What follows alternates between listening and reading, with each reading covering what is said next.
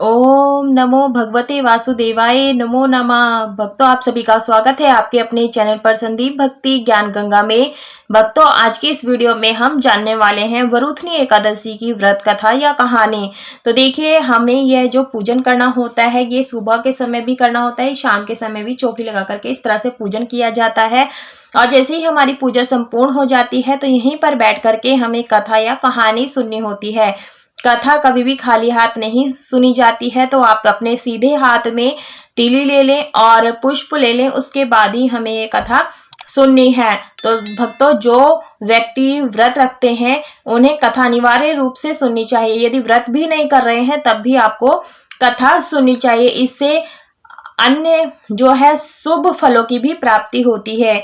तो चलिए देरी न करते हुए कथा को शुरू करते हैं। धर्मराज युधिष्ठिर बोले, हे भगवान, मैं आपको नमस्कार करता हूँ। आपने चैत्र मास के शुक्ल पक्ष की एकादशी अर्थात कामदा एकादशी के बारे में विस्तार पूर्वक बतलाया। अब आप कृपा करके बैसाख कृष्ण एकादशी का क्या नाम है तथा उसकी विधि एवं महत्म्य क्या है। भगवान श्री कृष्ण ने कहा, हे राजेश्वर, बैसाख मास के कृष्ण पक्ष की एकादशी को वरुथनी एकादशी के नाम से जाना जाता है। यह सौभाग्य देने वाली, सब पापों को नष्ट करने वाली तथा अंत में मोक्ष देने वाली है। इसकी महात्म्य कथा आपसे मैं कहता हूँ। वरुथनी एकादशी की कथा प्राचीन काल में नर्मदा नदी के तट पर मंधाता नामक राजा राज्य करते थे। वह अत्यंत दानशील तथा तपस्वी थे। एक दिन जब वह जंगल में तपस्या कर रहे थे, तभी ना जाने कहां से एक जंगली भालू आया और राजा का पैर चबाने लगा। राजा पूर्वत अपनी तपस्या में लीन रहे। कुछ देर बाद पैर चबाते चबाते भालू राजा को घसीटकर पास के जंगल में ले आया। राजा बहुत घबराया, मगर तापस धर्म अनुकूल उसने क्रोध और हिंसा ना करके भगवान विष्णु से प्रार्थना की। करुण भाव से भगवान विष्णु को पुकारा। उसकी पुकार सुनकर भगवान श्री हरि विष्णु प्रकट हुए और उन्होंने चक्र से भालू को मार डाला। राजा का पैर भालू पहले ही खा चुका था। इससे राजा बहुत ही शोकाकुल हुए। उन्हें दुखी देखकर भगवान विष्णु बोले, हे वत्स, शोक मत करो। तुम मथुरा जाओ और वरुथनी एकादशी का व्रत रखकर मेरे वराह अवतार मूर्ति की पूजा करो। उसके प्रभाव से सुदृढ़ अंगों वाले हो जाओगे। इस भालू ने तुम्हें जो काटा है यह तुम्हारे पूर्व जन्म का अपराध था। भगवान की आज्ञा मानकर राजा मंधाता ने मथुरा जाकर श्रद्धा पूर्वक वरुथनी एकादशी का व्रत किया। इसके प्रभाव से राजा शीघ्र ही पुनः सुंदर और संपूर्ण अंगों वाला हो गया।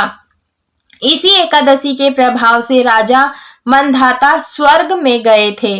जो भी व्यक्ति भय से पीड़ित है उसे वरुथनी एकादशी का व्रत भगवान विष्णु का स्मरण करना चाहिए।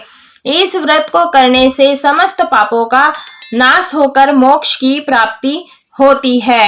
भक्तों, जो भी हमें व्रत करना है श्रद्धा पूर्वक करना होता है।